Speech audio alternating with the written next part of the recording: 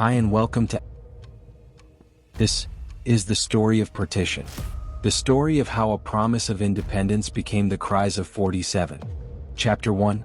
The Promise and the Prelude.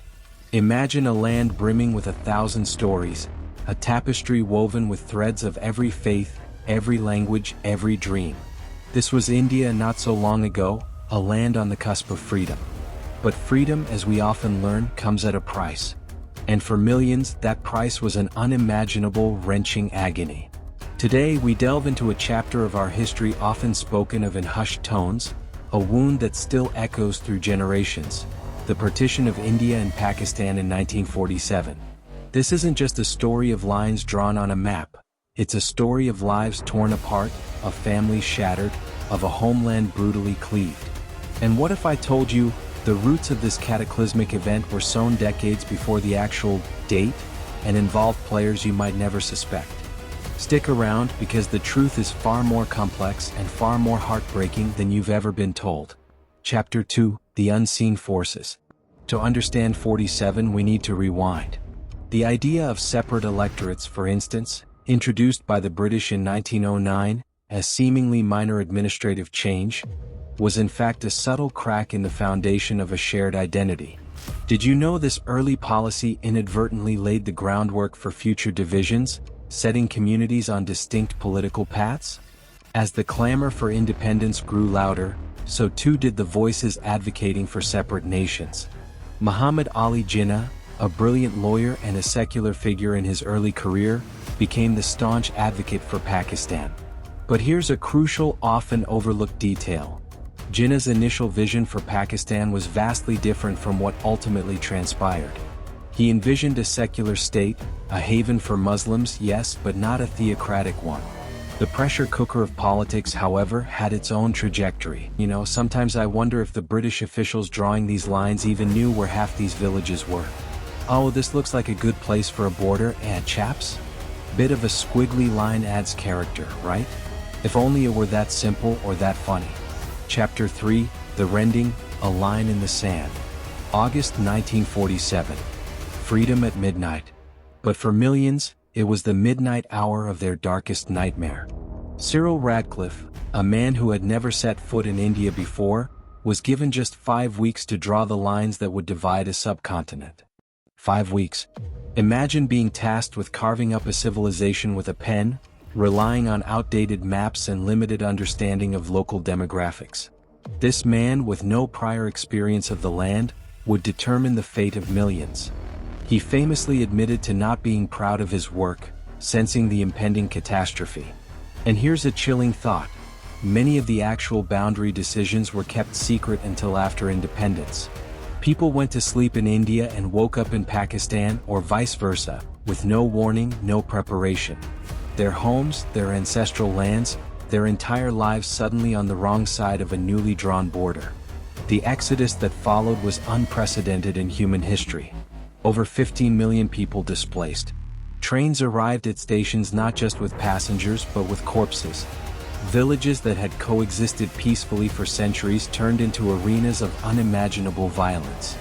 The communal harmony, once a hallmark of India, was shattered. Chapter 4, The Cries, Stories of Survival and Loss.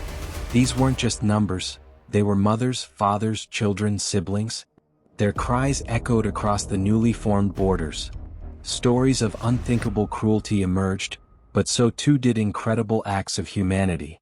People from different faiths risking their lives to save their neighbors, strangers sharing their meager belongings, a glimmer of hope amidst the overwhelming darkness. Have you ever heard about the ghost trains? These weren't just any trains. They were often targeted, arriving at their destinations drenched in blood, a horrifying testament to the brutality unleashed. The scars weren't just physical, they were etched into the souls of survivors, carried across generations. Many who lived through it never spoke of it again, the trauma too deep, too raw. When we learn about this in textbooks, it's often a few paragraphs, a date, a couple of figures. But what about the smell of fear? The taste of dust? The sound of your home being torched? These are the sensory details that history books often miss, but they are the fabric of memory. Chapter 5, The Legacy, Echoes in the Present. 77 years on, the Radcliffe Line still divides us. But the human stories, the echoes of those cries, continue to bind us. The partition isn't just a historical event, it's a living legacy. It informs our politics, our culture, our collective memory. How many of you have grandparents or great-grandparents who have a partition story they rarely tell? The emotional toll was immense. Generations grew up with stories of lost homes, fractured identities. The longing for a place that no longer exists in the same way, a constant ache. Think about the cultural loss too. Libraries burned, traditions severed, a shared heritage forcibly fragmented. What if I told you there are still families divided by the border, unable to meet, their only connection through strained phone calls or smuggled letters? Chapter 6, The Untold Stories and the Road Ahead. And here's a thought that keeps me up at night. The arbitrary division, the rushed decisions, the communal violence. Are these patterns we see repeating in other conflicts around the world even today? History, as they say, doesn't repeat itself, but it often rhymes.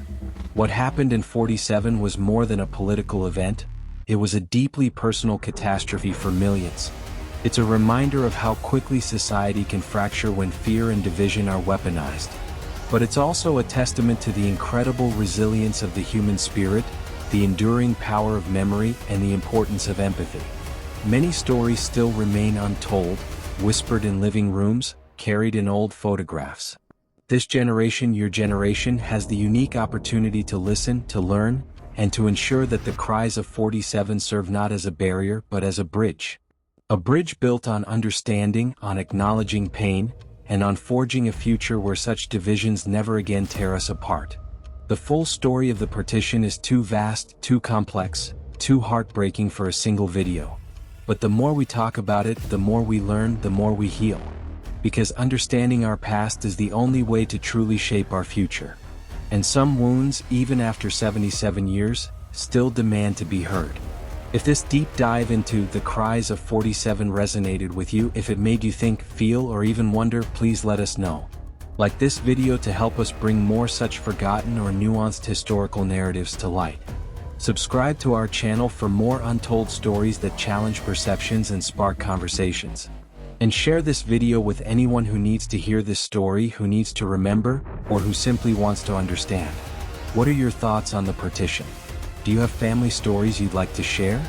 Let's continue this crucial conversation in the comments below. Thank you for watching.